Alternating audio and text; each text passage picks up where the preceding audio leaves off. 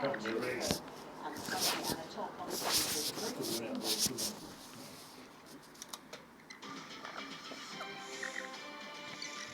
You can keep up to date at news.abc.net.au and on ABC iView. Here are the top stories. They'll be there now. Sporting icons, COVID heroes and everyday Australians are being recognised in this year's Queen's Birthday Honours. Late cricketing legend Shane Warne and former world number one Ash Barty are among them.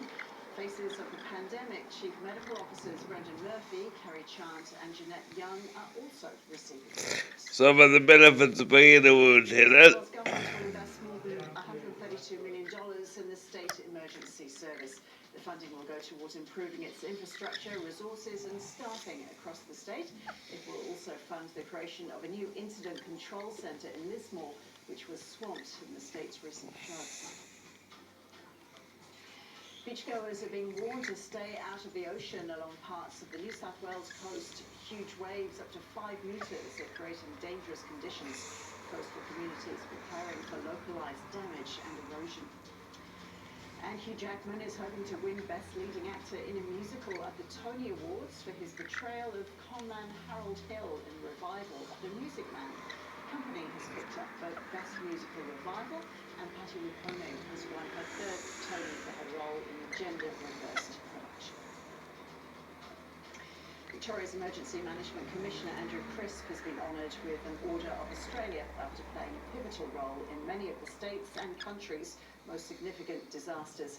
He says all of the experiences during his career, from the Black Summer bushfires to the Bourke Street Mall tragedy in Melbourne, have influenced how he approaches difficult situations. All those experiences help, all our professional, personal experiences, it's who I am today. Look, it does in terms of, I guess, the operational side of things and what I'm likely to expect.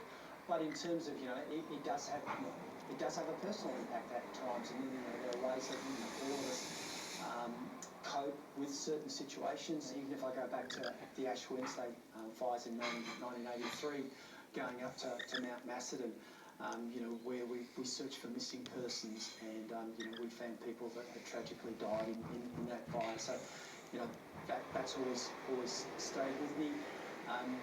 Bourke Street in particular. I remember, Bourke Street again. It was this piece about how I coped, and I remember the Prime Minister, Turnbull at the time, came down.